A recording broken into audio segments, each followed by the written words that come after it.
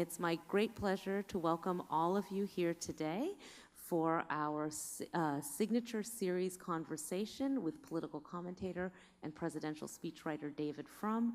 We are delighted to have several classes in the audience from rhetoric, journalism, and political science, as well as many members of our community here for the talk. For the formal welcome and introduction, I'm delighted to turn over the floor to Dean Ben Rifkin of the Hofstra College of Liberal Arts and Sciences.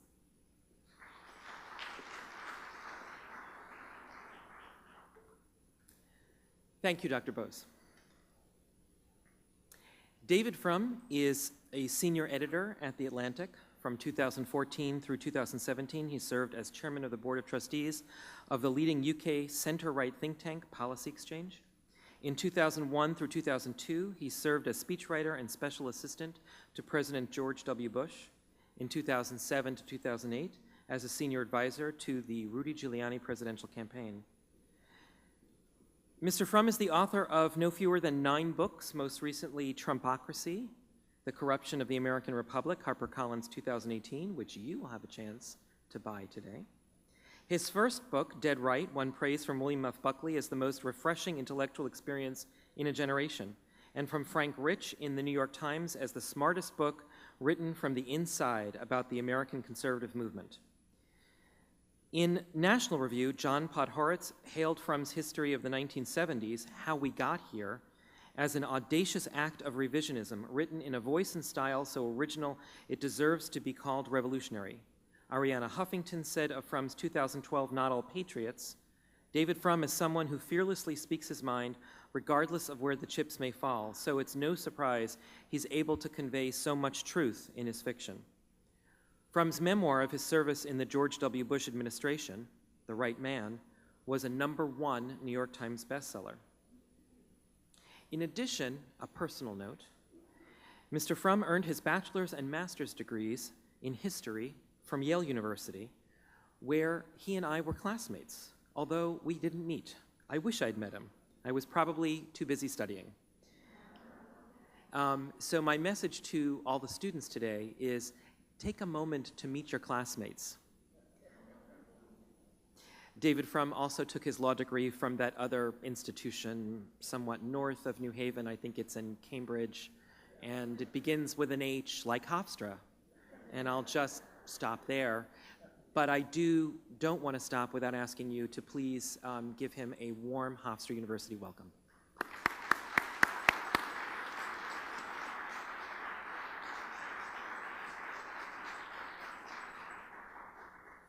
Dean Rifkin, Dr. Bose, thank you both so much for that welcome. Thanks to you all for being here in the aftermath of a rather blustery day. I had an epic journey to get here, but it has been amply worth it. And what a pleasure to see so many community members and so many students here. I am taking advantage of the academic environs to do a talk a little differently from those talks I have been giving along the way for Trumpocracy. When you give a book talk, when you do a book promotion, you have some key things you say, and you say them over and over again, and eventually the situation inside your head becomes like some Who's Afraid of Virginia Woolf nightmare failed marriage, where you find yourself thinking, if I have to listen to that man speak for even 30 more seconds, I'm going to leave him. I am here, but I want to take advantage of the academic environs. I'm not going to give exactly the book talk that I have been giving. I may draw on some of the themes. Instead, I'm going to be testing on you some new thoughts that I have been developing for the next phase of what I'm going to be working on in whatever the future career of this book. So if you will accept the experimental nature, the Bob Dylan at the Newport Jazz Festival, that was self-indulgent nature of what I'm trying to do, it may fail. And then, well, that will be useful information for me if an unpleasant morning for you, but perhaps it will be interesting. I have been on this beat of authoritarian populism now for really since 2014. I began doing a lot of work on it then. I spent much of the spring of 2016 in Hungary watching the Viktor Orban method in operation. Hungary votes this weekend, and Viktor Orban looks like he will consolidate power one more time. and of course very closely on the Donald Trump story through the election of 2016 and after. And I've been speaking about this in more and more places since then, and especially since the launch of the book. In the past 30 to 60 days, I have noticed something new, a change in the emotional mood of the country, at least those parts of the country that I'm able to see on my book talks. When Donald Trump was first elected, the country, or at least the 60% majority of the country that was opposed to him, was gripped originally by a feeling of fear more than anything else. What had it done? What would happen? The fear was closely followed by dismay. The dismay, I sense, is still there, but what I have noticed in the last little while is the fear is fading. I think one of the things that I find remarkable about the movements that are touching the country, even movements that look ostensibly non-political, like the Me Too movement and the reaction to the Parkland massacre, has been a kind of revival of the American spirit of conscience after a long period of dormancy. And I notice that the audiences I speak to, they seem to feel more and more empowered, more engaged, more revived, ready to do things. One of the things I've also noticed is when I began to speak, people would ask, the first question would almost always be, what can we do? And I've noticed audiences have stopped asking me that question because the individuals who ask it have been making up their own minds. They are no longer puzzled. They're no longer looking to someone else to provide the answer. They know what each of them, men and women, will do, whatever that may be. Your presence here today is a demonstration of that. I mean, it is a weekday morning at a busy time of year, in the middle of important religious holidays, and yet here you are. And I don't think you're here for me. I mean, I'd like to believe that, but I don't think so. I doubt you're here for President Donald Trump. I don't think many of you would cross the street for him. You're here for each other, for that sense of commonality and purpose that you get from joining in a common national enterprise. So that's the turn of the chapter that I am observing, and that is the predicate to the thoughts you're going to hear today. One of the things I think it's important to keep in mind as we assess so much of what has happened in the country over the past 15 months has been as alarming as anything I feared. And indeed, one of the things that the original article that sparked Trumpocracy predicted, and the thought is developed in Trumpocracy, is that the president would use the power of the presidency to punish and persecute entities that were connected to media companies he didn't like. And he has been doing that in the most spectacular way over the past week, in a way that has no precedent in America. Richard Nixon may have mumbled to his Confederates on secret tapes some fantasy about doing something like it, but it never happened in public. But now it is happening. And yet at the same time, as bad and as ominous as things are, I think we need to understand that things could be worse, and that this president has made many decisions that are going to lead to the checking of his power. And the one thing that I would point to as an example of something where it really could have been worse is the president got persuaded to sign on to the domestic economic agenda of the Republican Party in Congress. He doesn't pay a lot of attention to polls, he doesn't pay a lot of attention to public affairs, so he didn't know how desperately unpopular that agenda was. Having signed up for it, he now finds himself in a lot of trouble because of it. It could easily have happened that he listened to shrewder advice a year and a bit ago, and that instead of signing on to the Paul Ryan agenda, he had tried to implement some form of the Steve Bannon agenda that would have been more inflationary, that would have had more infrastructure spending, that would not have signed on to this giant tax cut, that would have left, that would have not have made the repeal of Obamacare the top economic issue for the first 6 months, that would have focused more on some of the xenophobic and nationalist elements. I believe that would have been a lot more popular. I don't think it's popular enough to make him a majority president, but Donald Trump came to power with 45% of the country. And since the spring of 2017, he's never had more than 40. That 5%, that 5 points made a difference. Those are the people who have been lost by his decision to follow the Paul Ryan agenda rather than a more populist, nationalist agenda. And I think that makes a real difference. It has left the president much more vulnerable than he would otherwise have been had he done something that people dislike less. And that, plus the extraordinary mobilization of the president's opponents, points the way to a likelihood of a Congress soon to be elected that will at last put some kind of check on the president's power. So here is where I would like to begin, because I submit to you that while a political check will restrain Donald Trump and may redirect the policy direction of the country, the threat challenges to the democracy and the good government of the United States that have been gathering well before Donald Trump was a candidate for president, and that, by the way, have been gathering across almost all of the other major democracies. Those will not be changed by a vote in a midterm election. And it is thinking about those that I want to do today, and to talk not just about how you mobilize people to elect members of Congress who will check the president, but how you change the country to rescue it and the countries like it from the dilemma to which they have become victim. The problems that we face have deeper causes than Donald Trump's personality. They have deeper causes than the Electoral College fluke that elevated him to the president. And indeed, many of these problems would be here in even more acute form had the Electoral College taken a slightly different bounce and had Hillary Clinton been elected president. Amazon stock would not be under attack, but other parts of American democracy and the American state would be in trouble. This is a deeply polarized country, more polarized than it has been at any time since the aftermath of the Civil War. This is a country whose government is failing to meet basic challenges.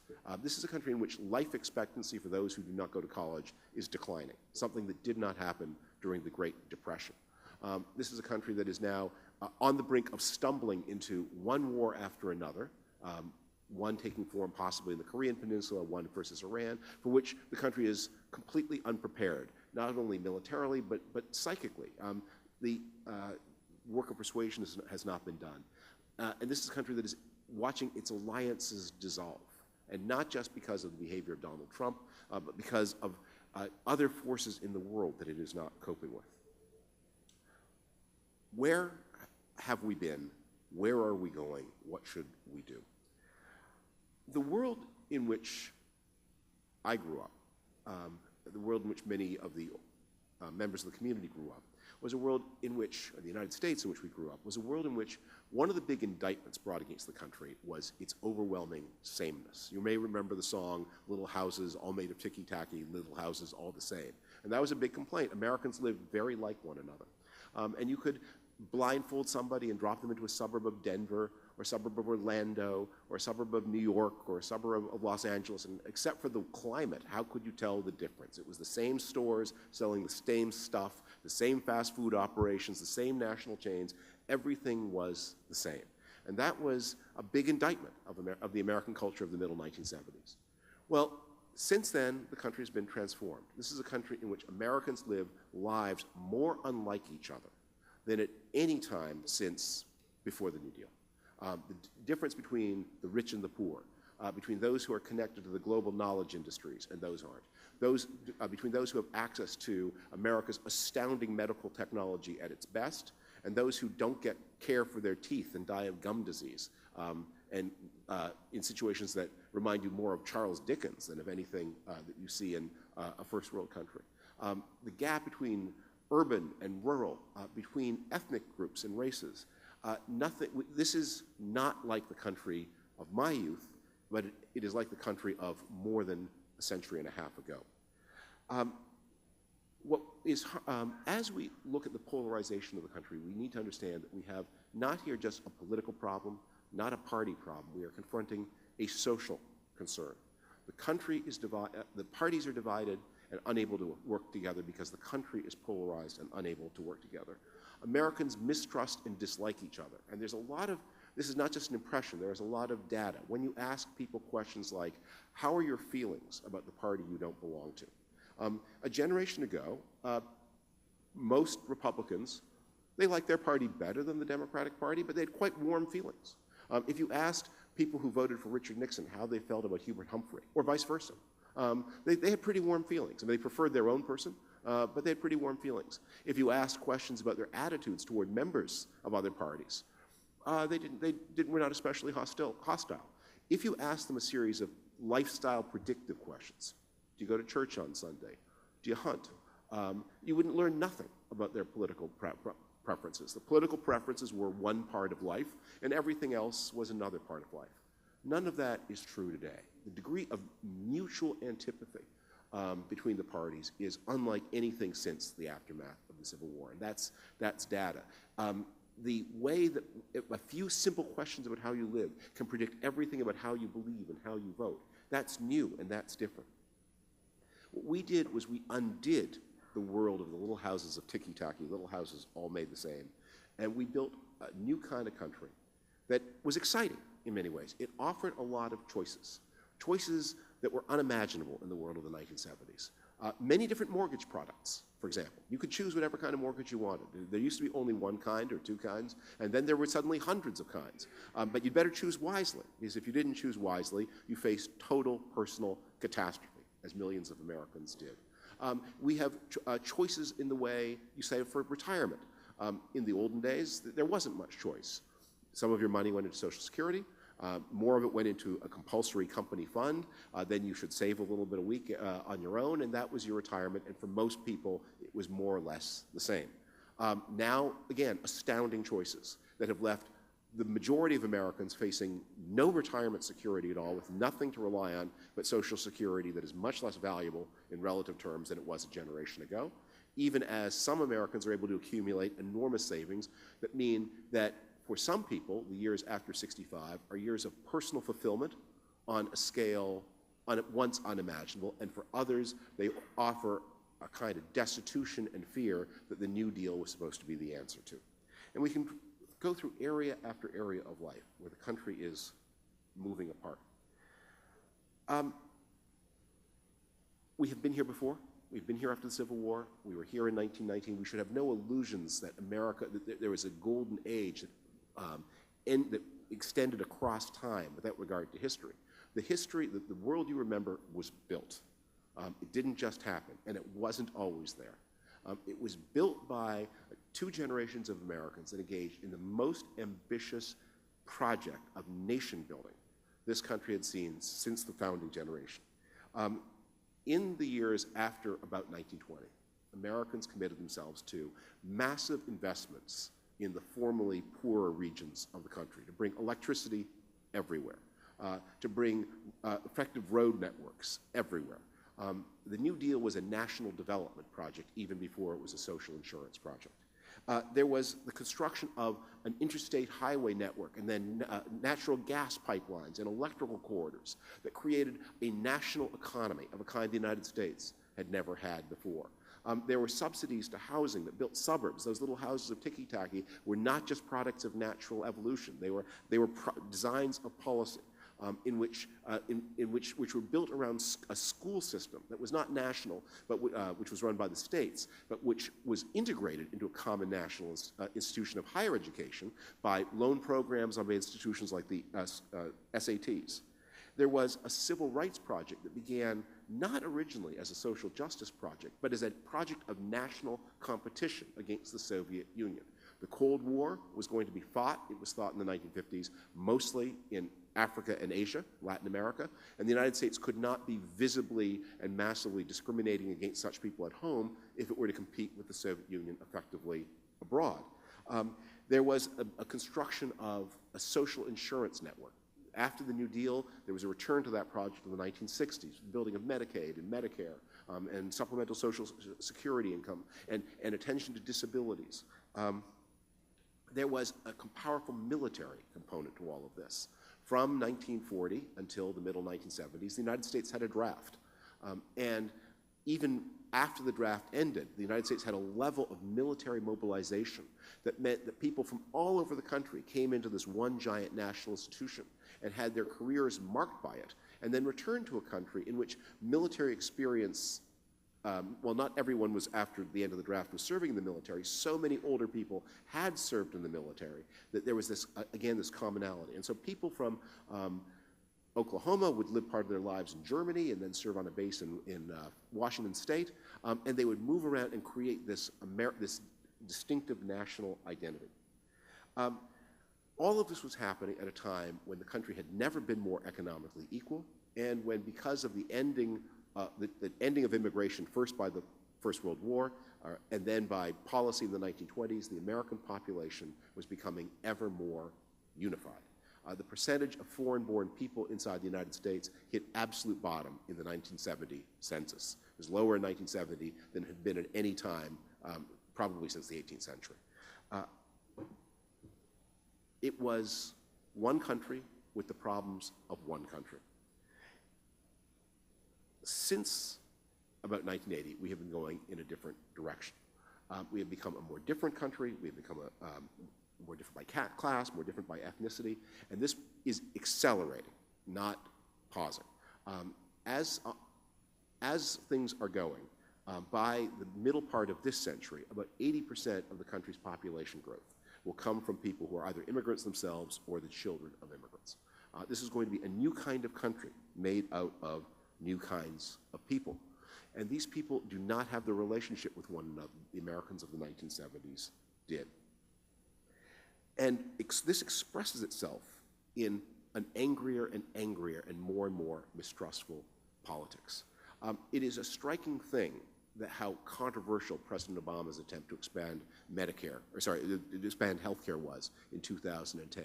Medicare in 1965, I mean, there was controversy about it, as there was about Medicaid, but in the end, both those programs passed Congress with massive majorities in their favor and with an almost instant vanishing of dissent as soon as the programs had come into law.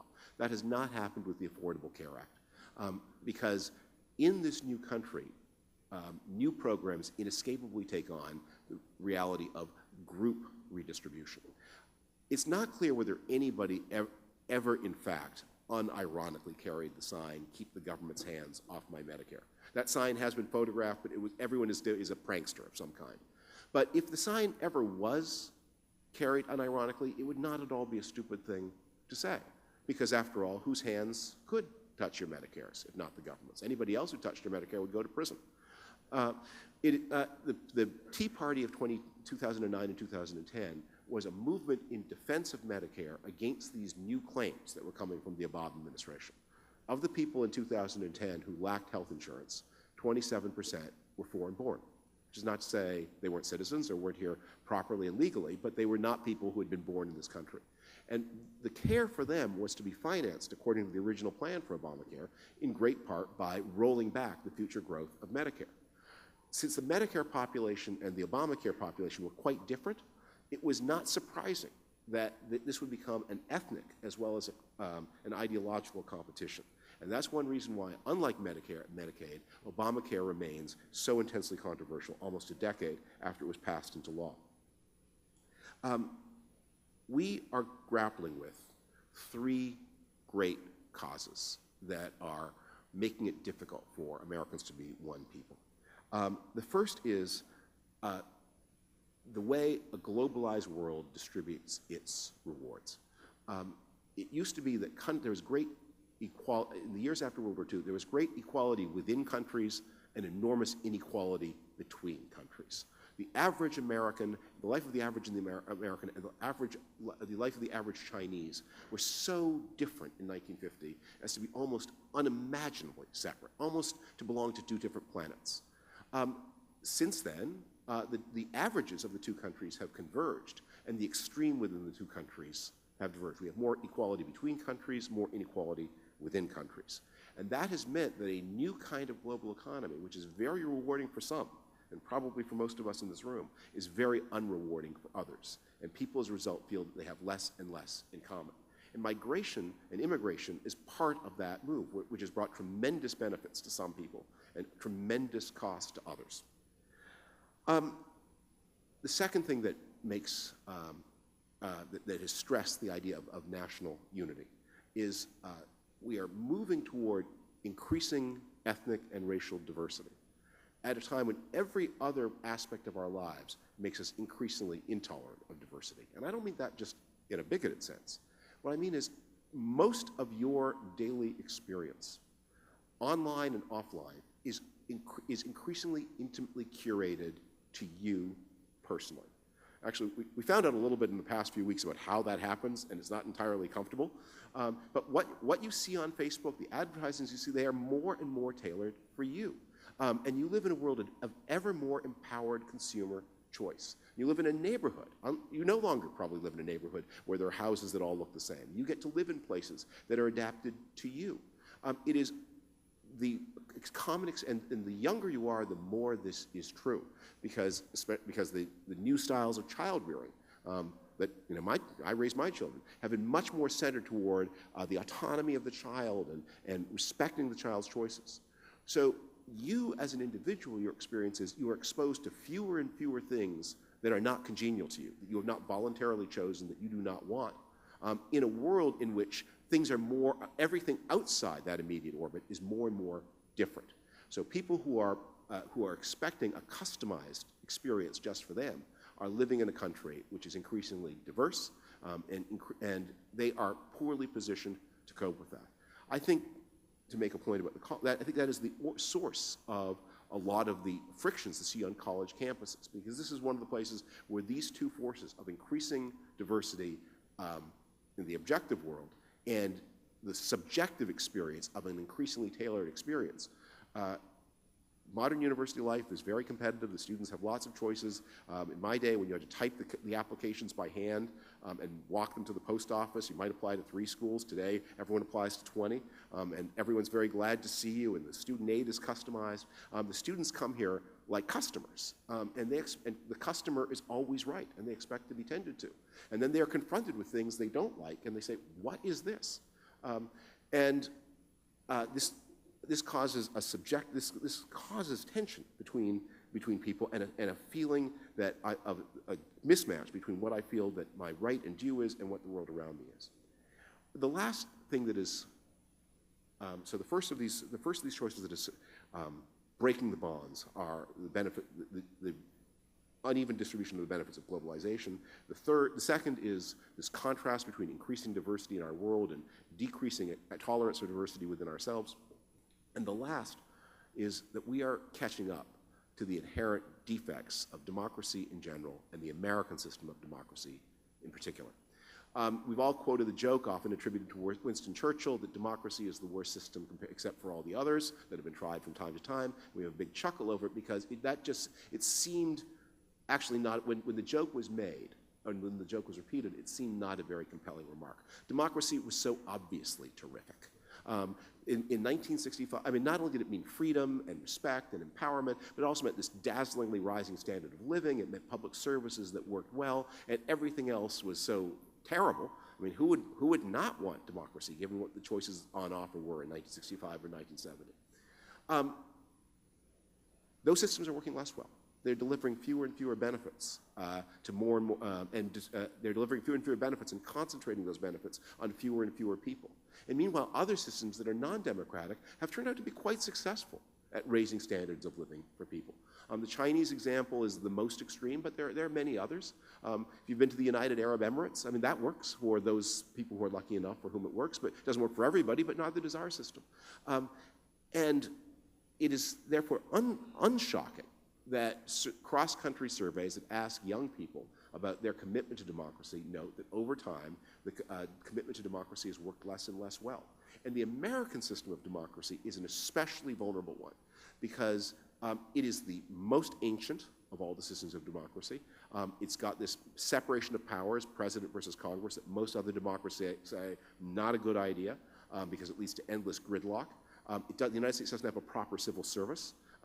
And so it therefore does not do a good job of delivering benefits at reasonable cost. I think everyone in Long Island is familiar with the stories about how much more it costs mile per mile to build subways and roads in the United States than it does in France or the United Kingdom. And that is a feature of the particular way that American democracy worked, and especially its vulnerability to corruption. So we look at a system and we see not just imagined defects, but genuine ones. We need to recognize all of this as a challenge that will be there after Donald Trump moves on to whatever the next phase of his career is, whether it's Mount Rushmore or prison.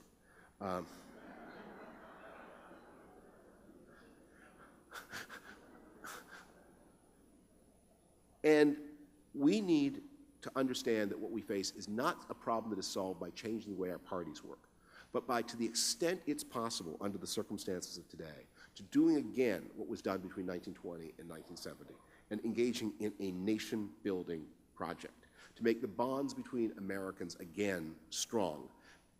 They will never be as strong as they were in that period long ago, but they can be stronger than they are now.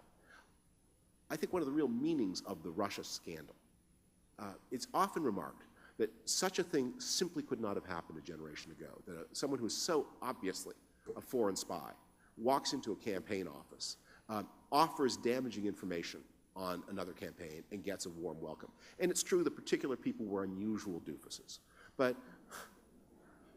in a way, the doofus test is revealing because you would think a doofus would be more inclined to have the common prejudices and assumptions of the world around them. That a smart person might say, well, let's balance the offer from the spy versus the potential risks. The doofus just said, this person is a spy, we shouldn't talk to him or her. But they did, and they did because their sense of what they had in common, I mean, they did it because they were criminals, but they're alleged criminals, but also because the people around them felt less like they had a stake in a common enterprise than their predecessors in the Walter Mondale office, or the Ronald Reagan office, or the Al Gore office, or the George W. Bush office would have had if they were in a similar situation. How do we renew this? What does a nation-building project for today look like? That is something I'm going to be thinking a lot about in my own work, and I recommend it to you as citizens to think about it after you complete whatever work of protest and checking of abuse of power that you have, because this is going to determine whether Donald Trump is an aberration, a fluke, or whether he is a harbinger of the way politics of both right and left will work. Remember, in many countries around the world, Donald Trump-like figures show up on the left. That's the experience of Italy. That's the experience of Greece. I would argue that's what Jeremy Corbyn is in the UK. These are people who are anti-system, who reject norms, who are prepared, who do not pretend to represent the whole country, but are very determined to be candidates representing small factions, using the power of the state for their groups of people, and who do not have a lot of respect either for the international order or even for basic ideals of liberalism at home, the rule of law, the freedom of the press. It could be that there is more of this in our future and more competent and more popular than what we've had to date. The answer to that is, as I said, this nation-building project. What would that look like? And here are my preliminary thoughts, and I'm still, again, caution, I'm still developing all of this.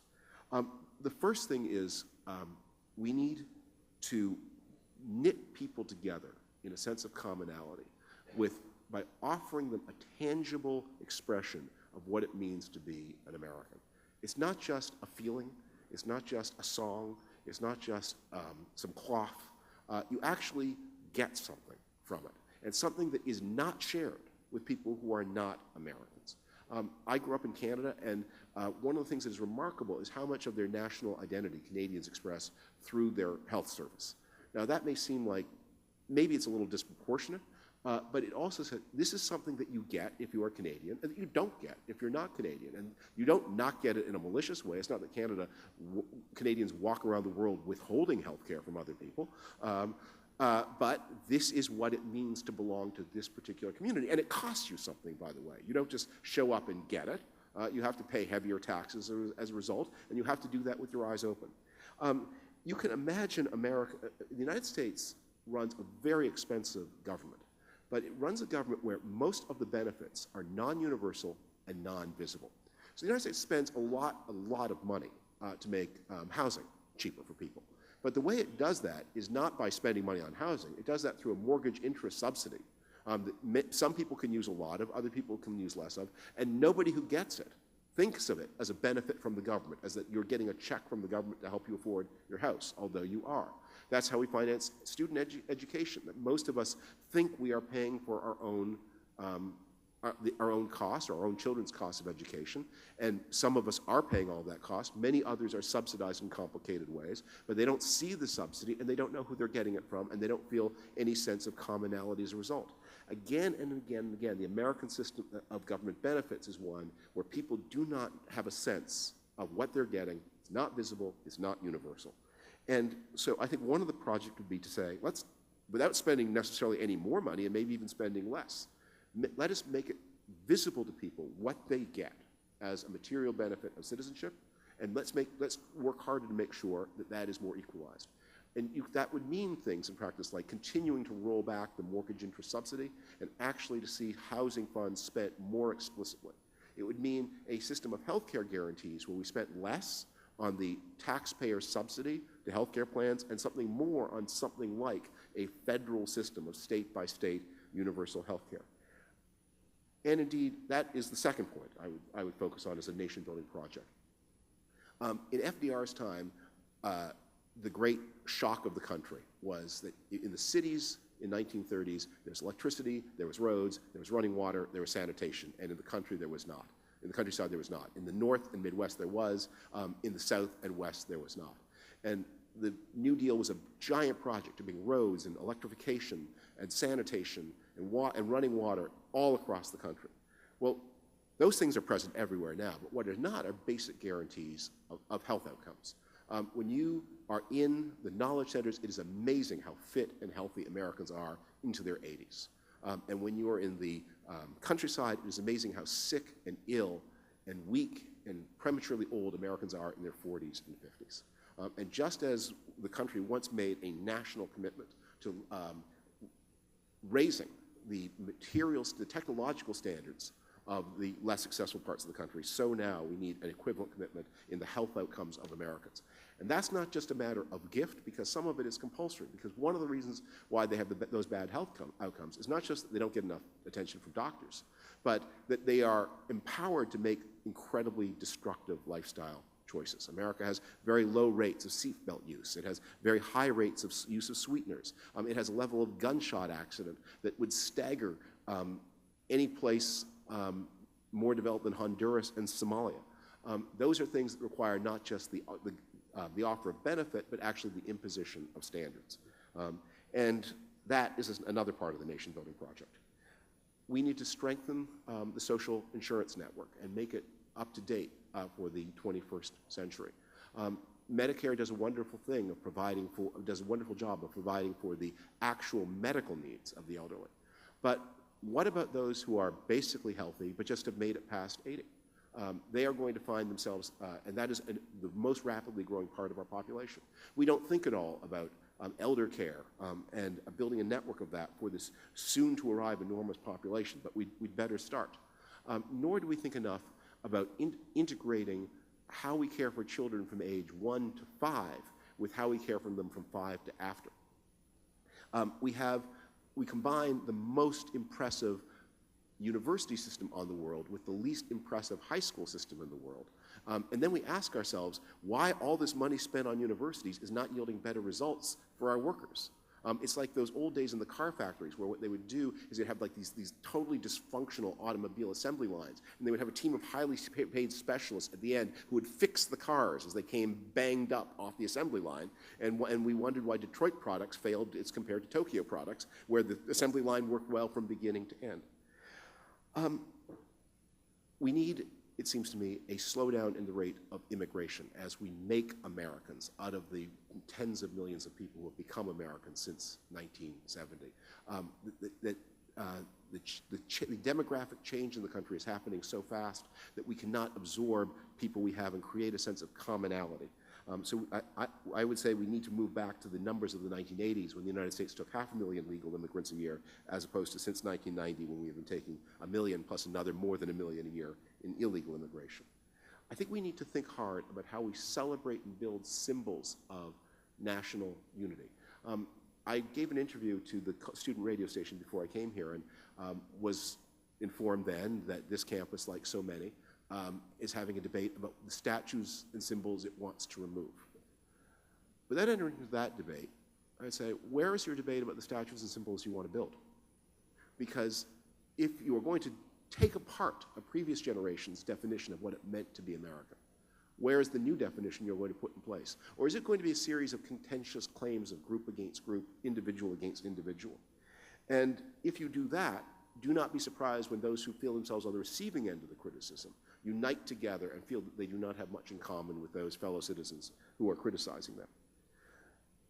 We have had an election which has been characterized by this phenomenon of fake news, deliberately false items placed in social media with a view of swaying voter behavior.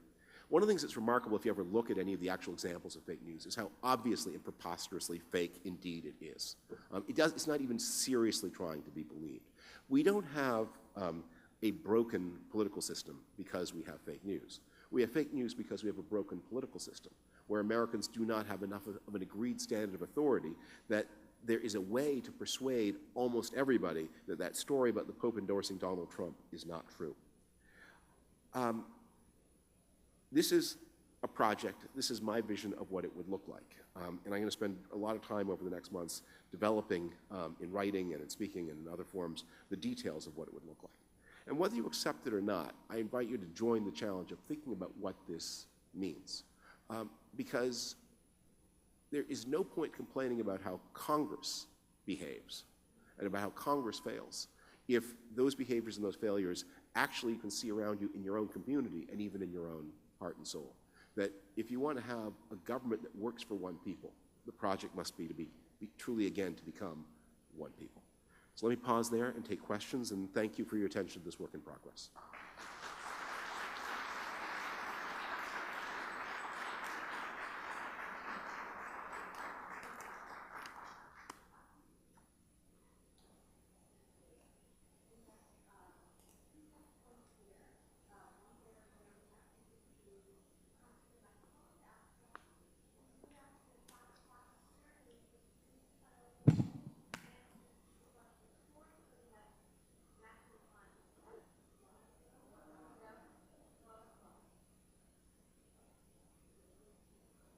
Oh, it takes. Okay. We are live. So please come to the microphones to ask questions. I'm going to take the liberty of being here, David, to ask the first one. Yes. Just before you. You raised a very important point about how rebuilding national identity, and you made comparisons to the New Deal.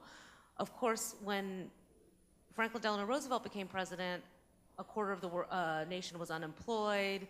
Banks had closed in 38 states. The stock exchange closed on the morning of his inauguration. Do we need to reach that crisis for this project of identity building to really develop? No, and indeed, I don't want to overemphasize. The New Deal is the most dramatic moment, but I use the period 1920 to 1970, not 1932 to 1941. The important parts of the state building project begin before the New Deal. The building of road networks that create a national road network and electrical grids that go over state lines, that begins in the 1920s. The beginning of a national, united national consumer market, that begins in the 1920s. The building of a modern state, what is now the Office of Management and Budget, is founded in 1921. And a lot of the work of what became the New Deal was anticipated by things that Herbert Hoover did as Secretary of Commerce in the 1920s. And it continued after the New Deal. The interstate highway programs are built in the 1950s. I mean, crisis, yes, drives these things, but we have enough problems that you can see that there will be a demand for it. And in particular, what is happening to health and mortality for the non-college educated part of the population, I think that feels to those people like as severe a crisis as the Great Depression was for people who lost their jobs. Thank you.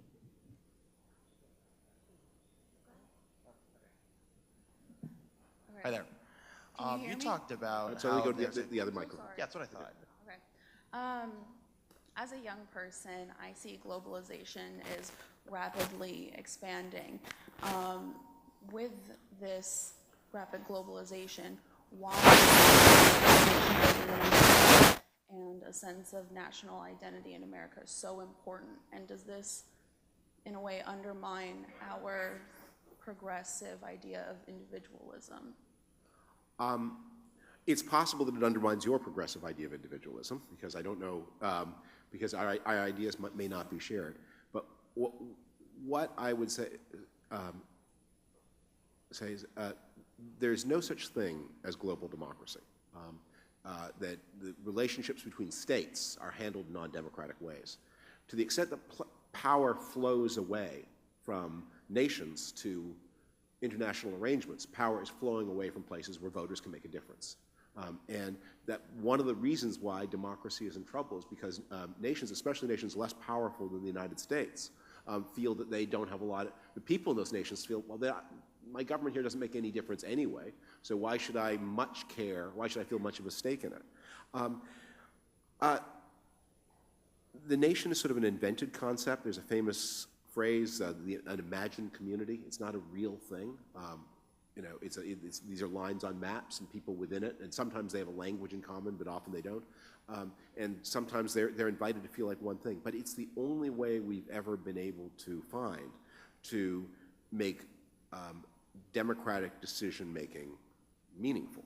And the hope of many in the 1990s, when the phrase globalization was coined, was that what we would do is we would expand. If we could move away from the selfishness of nationhood, we would expand our human sympathies. We'd all be citizens of Earth. We would all feel that we owed as much to people on the other side of the world as we did to the people at home. What I think we found instead is, as that has happened, we discovered that Americans now feel they owe as little to the people at home as they do to the other side. We've equalized it all right, but we've equalized it down. And if you want to see more care and concern for those people within your national boundaries, a sense of nationhood is the only way to do it. Because the alternative, as you know, is true. It may be individualism, but that individualism may turn out to be a lot less progressive than you expect or hope. Yes, sir. Hi there. You talked a lot about how there's division in the country because of both party and for economic stature. And personally, I think you are right on that, on how we do need to take care of the poor in this country. But there is a clear section of our population politically that has major disdain for the poor. We saw in Colorado that a county GOP board Twitter tweeted their major disdain for the poor. And how can it's the Republicans, how can the Republicans rebuild their perception and open themselves up to the poor when everything they've done in the past couple months has been against them? We saw with the tax cuts that down the line, I think it's individuals under $70,000 in income are going to have raise taxes to make up for the lost revenue. And Paul Ryan said that more revenue that we can make up for that is cutting into entitlements. So how can Republicans, who Paul Ryan himself said that he's a Catholic and he believes that taking care of the poor is part of being one, how can the Republicans repeal back to the lower middle class people who often come from their own constituencies? Yeah, but the divisions in the world that I was describing in the 1970s, we lived in a world in which there was the poor and the non-poor. The non-poor always conceptualized as the great majority. And a lot of the social programs in the 1960s were based on the idea that the poor were a manageable small part of the country and everybody else was non-poor, and all the non-poor people had a lot in common with one another. I don't think that describes the America of today. And what you discover is that between classes, between ethnicities, there's a lot of mutual animosity. And a lot of the country's poverty is invisible. I mean, it is an amazing thing that we had an opioid epidemic that really began to accelerate in about 2013. And no one in any position of power noticed it until 2016. And it's a remarkable thing. And actually, even then, one of the things I quote in Donald Trump, the Trumpocracy book, is just as a small signifier of how elite Americans thought. I opened up the New York Times index for the calendar year leading up to Donald Trump's election and entered two words into it. One was the word opioid, and the other was the word transgender. The New York Times had 6 times as many references to transgender as to opioids over the year before the election. And I don't want to diminish the importance of any cause, but it tells you what at least the editors of the New York Times could see, what was visible to them and what was not. And the Obama administration, which was in power through those years, didn't notice the opioid epidemic either. That kind of rural poverty, poverty off the main highways, there are lots of people. Look, I'm not here today to make a point in defense of Republican economic policy. I want to encourage us all to think more deeply about how it is that, let me put it this way, when you do these surveys about how people feel about the opposing party, many of the people inside, as you say, many of the people inside the Republican coalition are poor. And when you ask Democrats what you think about them, they will tell you that they will express a degree of animosity to those people that would have been unthinkable in the politics of the 1970s. That's the thing I'm grappling with here this morning. Thank you. Yes. Hi, David. Thank you for coming here today. Big fan of the podcast you've done with Sam Harris and the talk you gave with Andrew Sullivan.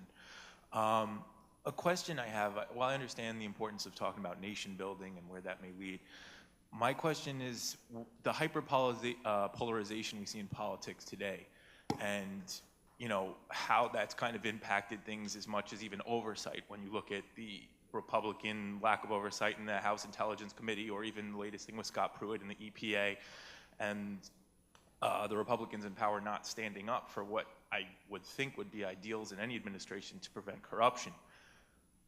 How much do you think is attributable to special interests, and how do we weed that out? I mean, I know some of it is symptomatic of our system being that, we're a pluralist democracy, but would you say that that is a big factor, special interests, and how do we best address it in the wake of Supreme Court decisions that have kind of allowed for the influx of money in politics that I think is really driving a lot of the problems we're seeing now, aside from the fact that I agree with what you said today here about nation building and all that, but I think as a separate issue, this does need to be addressed by any administration coming after this one. The American political system has always been more vulnerable to corruption than its German, British, Canadian, Australian, Danish, Dutch counterparts. And that's, as you say, because it's got a Congress, not a parliament. It has weak party control, and it doesn't have a civil service in the way that those countries do. They have their own problems. Their governments can be very remote from ordinary people, but precisely because they're remote, they're hard for special interests to penetrate. The American government is very easy for special interests to penetrate. And all of that has become a more extreme problem in recent years as first the lobbying industry has taken off, and second as because partisanship is now so extreme that a party never has to worry very much about its own voters. The Republicans do not have to worry that Republican voters will punish them for Scott Pruitt. It may be that Scott Pruitt gets Democrats so upset that enough Democrats mobilize against Scott Pruitt, but you don't have to worry that something's going to happen inside your own house, whereas a generation ago you did, and that is a change of hyperpartisanship. There was a time where John McCain would have stood up and said that this corruption won't stand, regardless of who is backing me and who is backing Scott Pruitt. Right. And today I see that there is no... Right, and that is a function of the way this negative partisanship. But one of the things I want to just confront you with is partisanship is really the wrong word for describing what I'm talking about here, because what you are going to see if the Democrats do well in the elections of 2018 is a primary fight in the Democratic Party in 2020 that is going to be as amazingly bloody as the 2016 fight was. And that these kinds of intergroup animosities are not just features in competition between parties, but within the parties, and even more within the Democratic Party. I mean, the Republican Party, we were talking about this in the seminar before, the Republican Party is the party of non-college white America that feels left behind by globalization. The Democratic Party has increasingly become the party of literally everybody else in the rest of the country. And those people do not have much in common with one another. And they often have a lot of mutual resentments against one another. I mean, it is an amazing thing that the Bernie Sanders-Hillary Clinton fight continues to this day. I promise you, I remember it. The Ronald Reagan-Gerald Ford fight did not continue into 2 years after the election of 1976. It was over. But this one continues because it's not just about two people. It's about political parties that are made up of components that cannot work effectively together. I just wondered what you thought of. Generally speaking, I think people my age have a sort of political apathy, or maybe not necessarily a lack of education, but a lack of interest. Yeah. And I was wondering what your opinion was on the impact of the number of people my age and that increasing political apathy, as opposed to, say, when you were talking about during the 1970s and student activism? Yes. Thank you. That's such an important question. I think it goes back to this point I was making about your lack of tolerance of diversity and experience. I mean, just think if you're a young person today, I mean, you live in a world in which everything is for you, and in which anything that is not interesting is really easy to screen out. Democratic politics is about meetings, and it's about putting up with people who don't agree with you in important ways, and finding ways to work together with a lot of people who are very different from you. And most of your subjective experience, as especially someone who would go to college as a young person in today's America, is one where you don't have to do that. That the world is not like that, and so those skills of sitting in a meeting that's boring, not checking your email while someone is making a point that you don't find very smart or helpful, and realizing that even though this person drives me crazy in 19 ways, we are going to have to sit in a car driving people somewhere together. That's not the way the rest of your life is, and so the political experience is increasingly an alien experience. And I don't have a ready answer to that. I mean, part of it is people are just going to have to make up their mind that it's important enough that they're going to have to, and this may be something that your generation does, or maybe the half generation after it says, it's important enough that I need to break away from my expectation of the curated life and develop the habits that were so common in America years ago. You know, one thing that I think might make a real difference to one of the really important things, aspects of life for people now 2 generations ago, was the jury experience. Americans served on juries. Trials went to juries, Americans served on them, and that was a school where you worked with people who were truly randomly selected on something that was obviously extremely important. Today, very few trials go. Being called for jury duty means sitting in an airless government building, checking your email until they tell you can go home. If we had maybe fewer people being arrested, more of them going to trial, and more people having that experience of trying them, that might be a beginning of an educational experience. Thank you. Thank you. Yes. Hi, David. I wanted to ask about, because you talked about the creation of Trump and what led to that, and you said you didn't exactly know. I can't hear you as well. Can you? Yeah. Can you hear me now? Yes. Yeah, better. You talked about Trump and what led to the creation of Trump, and you outlined you weren't entirely sure. And I wanted to ask, what do you think the role of the universities have been in the creation of not just Trump, but the modern-day Republican and Democratic Party, the dichotomy? Yeah. Because particularly since the 1970s, the dawn of postmodernism, postmodernism is all about groupthink, group identity, and led to the creation of identity politics. I wanted to ask, should the universities be held accountable for what we have now, or do they get a pass? I think when we're doing anything analytic, we don't want to put it in the language of either being accusing or getting a pass. We want understanding, not blame. In the book, I quote a survey the Washington Post did, where they asked people who had voted for Donald Trump to write in and ask why, and explain why. And they got about 2,300 answers. And what was striking was that about 1 in 4 of the answers used the phrase political correctness. Now, that's a very difficult phrase because everyone uses it, but very few people mean the same thing by it.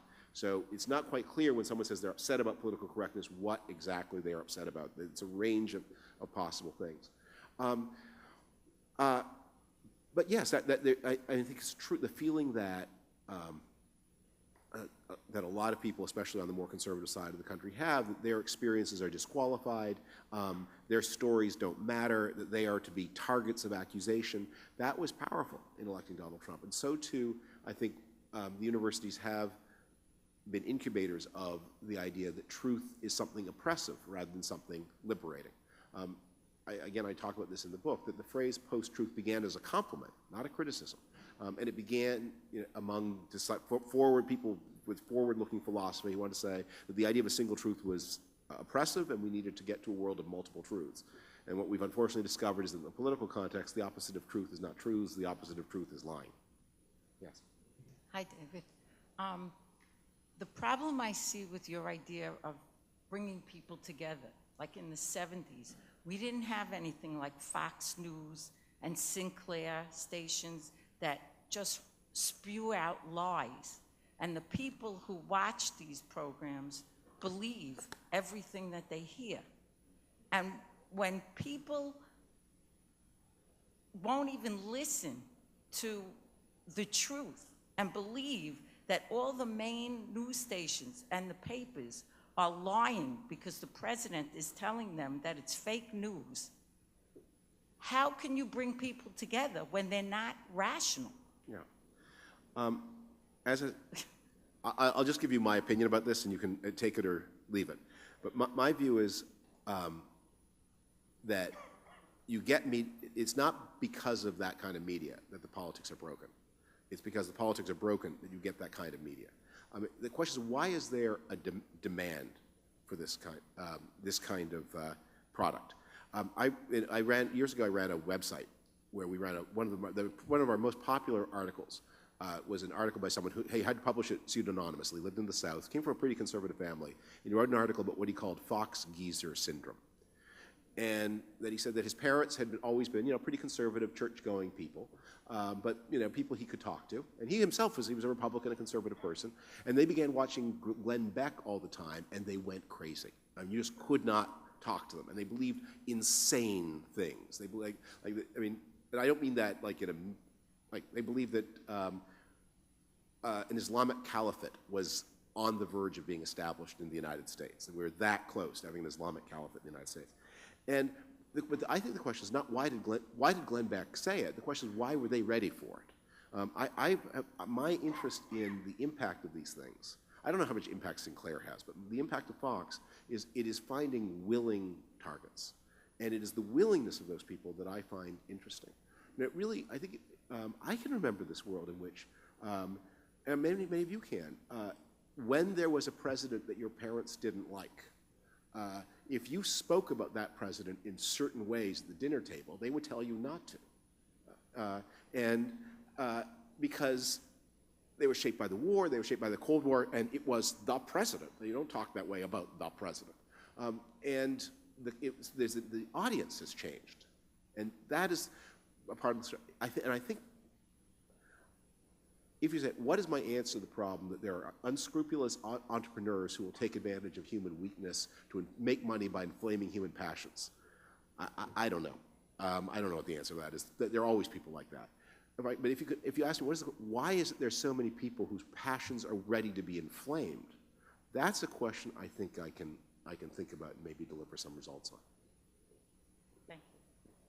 Hi. So in 2016, the Republicans had a pretty, vast, wide array of candidates. Most of them probably would have been responsible presidents, agree or disagree with them. But Donald Trump won because he probably was the biggest middle finger they could possibly give to leftists in the media. So I guess my question is, what does a responsible conservative politician look like post-Trump? Let me separate that out because there are two questions there, and they're both extremely interesting. So the first is, what happened in 2016? There were 17 candidates on the stage, and 16 of them were saying more or less the same thing. 16 of them were saying, if you vote for me, you'll get less Medicare, more immigration, and a presidency very like George W. Bush's. And there was one candidate who said, you will get more health care, less immigration, and a presidency completely unlike George W. Bush's. And there were enough people in the Republican Party who liked that, so he got, that 17th candidate got all the votes of the people who wanted those things, and the other 16 split. And there was no mechanism in the Republican Party, the way there would have been in a previous time, for somebody to call the 16 into the room and say, right, we have a real problem here. We're locking the doors, we're passing out the cigarettes, and when this meeting is over, one of you will be the nominee for president, one of you will be the nominee for vice president, one of you will be Secretary of State, and you will like it. That mechanism isn't there anymore. But to your second and more haunting question, what does it look like afterward? I think we're in an upheaval where we are in a real moment of discontinuity. And it's like asking in 1965, what will the politics of the United States look like after the Vietnam War, the assassination of Martin Luther King, and the assassination of Bobby Kennedy? And I would say, nothing like the politics before 1965. And there will be a Republican Party and a Democratic Party for all the reasons the political scientists can explain to you. Those are hard institutions to change. But they're going to have content that is pretty different. It's easy for me to imagine that if Republicans make up their mind that the Donald Trump presidency has been successful, that the Republican Party becomes increasingly nakedly authoritarian, increasingly willing to manipulate, to remove undesirable people from the voting rolls, increasingly willing to use power in ways that look like Viktor Orban in Hungary. If his presidency is regarded as a failure, then the ball could bounce in a lot of different directions. It's really important for the future of American democracy that Republicans do not come away from this experience thinking that the Trump method works. Because if they do, you are going to have, they are going to evolve into a truly authoritarian nationalist party. Hi. In 2016, I heard something, I can't remember, it was in Forbes or Bloomberg, reported that a group of high-level business people were studying whether capitalism needed democracy to survive. My question to you, and I think it deals with your number 3 on your list, does capitalism need democracy to survive? Yes. I don't know what the story you're referring to, but you're certainly putting your finger on a profound philosophical question. And a lot of people, not all of them business people, have argued about it. And in the 19th century, there were a lot of people who thought, in fact, democracy was dangerous to capitalism because if everybody voted, everybody would vote themselves a factory of their own, and then there'd be no more. What we discovered after World War II, that wasn't true. That if capitalism delivered, people would really, really like it, and capitalist parties would win elections. And the politics of the 40, 50 years after World War II took very seriously the question, how do you convince people who don't own a lot of stocks and bonds that they have a stake in a system of ownership of stocks and bonds? And that project worked. People really believed it. I mean, the socialist parties all stopped being, they might still call themselves socialists, but they stopped being socialists. The German Social Democrats, in 1959, the British Labour Party, we're basically market parties with a bigger social insurance state. If market economies don't deliver the goods for the majority of the people, then they're going to have a tough time holding on to political legitimacy. And I think it's a very important question now. How do we make, if you believe in a market economy, as I do, how do you make sure that it delivers for people and the people experience it as delivering for people? Yeah. Thank you, David, for your talk and the important points that you made. Many of our conversations about politics are really about the ends, not about the means. Far too infrequently do we talk about the Constitution when it comes to one America or kind of finding commonality between us, including your talk and including many other conversations. I never mentioned the document. I was wondering if that would be a good starting point to having a conversation about unification. Since we don't have a common religion, a common tradition, and many other commonalities that other nations might have, we don't have. So maybe some commonality around the document. Well, the Constitution is both a law and a symbol, and as a symbol, it is an important form of commonality. But the Constitution also gives us a lot of leeway to solve our own problems. And I think one of the things that I have always found very liberating about the study of history is when you really study that period, all these people stop being marble statues and they become people like people you know, incredibly with frailties and selfishness and imperfections. And then you think, look what they pulled off. The people I know who are fully their equals, what's our excuse? I am presently reading a book called Fire and Fury. And I was wondering... It's gripping. Well, could you explain to me why I want to read your book? Oh. Okay. Because of my guaranteed, the final chapter which tells you how not to lose money on your timeshare. No, that's not, I should have included that. Look, Fire and Fury is a gripping book, and you can learn a lot from it, and much of it is true. But here's my respectful critique of that book, is that the way that book was written is it focuses all your attention on the personality of the president. And it also makes the president kind of a pitiful and weak and helpless figure. And you said, it doesn't explain, it's a great story, but it doesn't explain what you see. And the difference between what I am trying to do, and this is the title of the book, and what Michael Wolff tried to do, is when you see Donald Trump speak, there are all these people over his shoulder who all look pretty happy. I'm interested in them. Because why are they there? And if they weren't there, you cannot be president by yourself. It just can't be. This is a big, bureaucratic, legalistic country. The president does not rule, even the most bossy and authoritarian. So I'm interested in the system of power.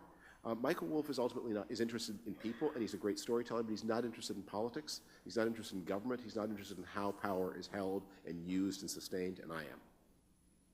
Thank you. Hello. My question relates to your assertion that in order to do our nation building, we need to limit immigration. There are thousands of people coming to the United States fleeing persecution and really terrible situations in their home countries. For example, the caravan of people coming up from Central America that's been in the news recently. And so my question is, where do asylum seekers fit into that plan? Keeping in mind that, one, we have both laws on the books providing for an asylum process, and we're signatories to the International Refugee Convention, and two, the role that the U.S. has played in creating the conditions in these countries that people are fleeing. The United States takes about 1 million legal immigrants a year, and has since 1990. Before that, it took about 500,000. The United States, as well, has been accepting somewhere between 1 and 1.5 million illegal immigrants a year, and has been since 1990. Out of that population of 2+ million people a year, about 50 to 80,000 are typically asylum seekers, sometimes more, sometimes less. So if that's an important priority for you, there's lots of room, because the number of immigrants for a country like the United States is not zero. But when you notice that taking in 2.5 million people a year has, and not just that impact on this country, but in Germany and Sweden and others, when that scale of immigration destabilizes your whole political system and brings to the fore authoritarian political parties, I think you have to think very hard about what you're doing. There's now an authoritarian nationalist party in second place in the Dutch parliament. There's a revival of an authoritarian nationalist party in Sweden. There are authoritarian nationalists in the German federal parliament for the first time since World War II.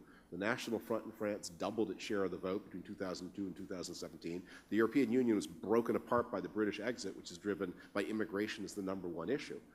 It has radically destabilizing political consequences, and you need to take that very seriously too, in my opinion.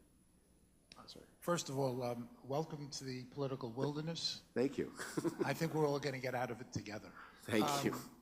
I was trying to understand since November 8th, right until today, what happened and why did it happen. I heard a concept or an idea a few weeks ago. I don't know if it was you, but it stuck with me and it explains just about everything for me. The concept is the fear of cultural dislocation. Yeah.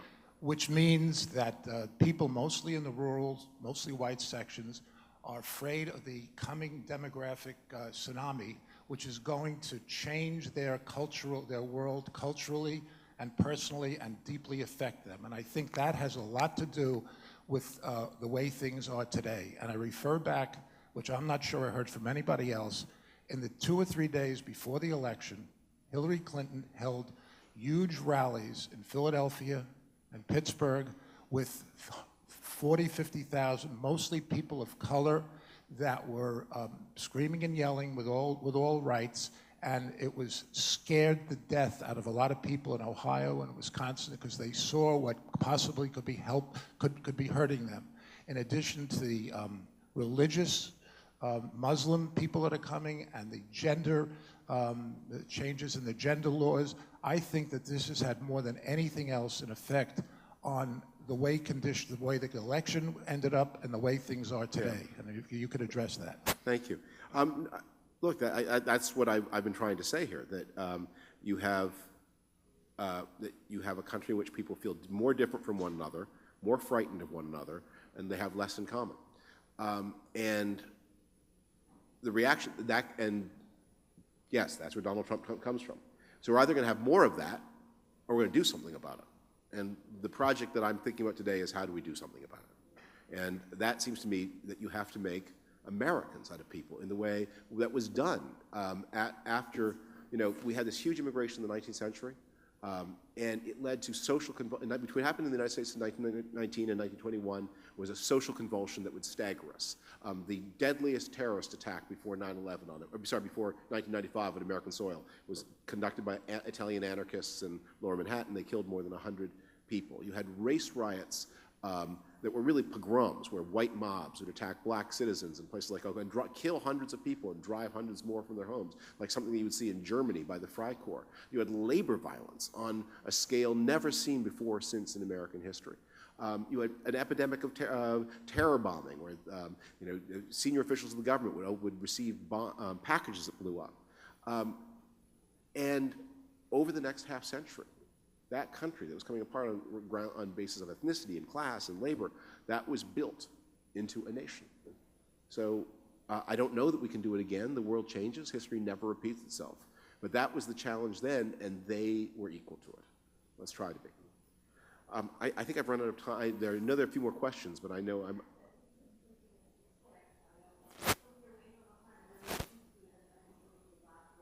Okay. Again, I think my question is a follow-up on what the fellow before me just said. What are the two or three, very briefly, things that you think would be most important to do, given that the groups break up ethnically, they break up by demographic, they break up by income? Yeah. Got it. Okay. Let me take the two students, and then I'll do like one lightning round answer to everybody. So you mentioned the lack of media coverage around the opioid crisis, but in a political system that underrepresents cities and conversely overrepresents rural areas, why weren't the problems of those that live off the highway solved, or at least addressed through the political process? Okay, because that's a great question. Because what the American system, what the system tends to do is it doesn't represent everybody in rural areas. That the way the American political, the lopsidedness in favor of rural areas empowers powerful people in rural areas, where conditions of inequality can often be as extreme as in urban areas. And so it is not true that the representatives from the rural areas care about everybody in their district, that they are as prone, maybe even more prone, to represent the powerful people in their district than the non-powerful. And the weakness of media allows things to be invisible even from people who are 10 miles away, when those people are not people with power. That's a great question. Thank you. Yes? I just want to thank you for coming to the campus, and I watched your talk with David, and I'm a big fan after that. I just want to talk about, we talk about a lot in the social political aspect, like the disdain between races and genders and socio-political class. In the events, in the heightened national conflicts between us and Russia and China, things like that, in the event of an actual conflict, do you think that in the event of warfare, that all of these socio-political strains between us as people would be put on pause in a rally around the flag effect? Or do you think the disdain is so deeply ingrained that even in the event of war, that we would still not be able to rally around the way we did in Iraq? Thank you. Let's not find out. But here's what I was, is modern wars are not wars of mass mobilization like those of 1917 and 1941. They are smaller scale wars. And what we have discovered with the wars that we have been fighting in the Cold War era, and especially since 9/11, is they actually in many ways make the problem worse, because the burden of combat is not borne equally by all Americans. It's not borne randomly. Certain parts of the country send a lot of people to the military. Comparatively speaking, other parts spend less. And given also that the way modern war, we're so good at saving lives that modern war leaves behind many more grievously wounded people than older wars did, where people died.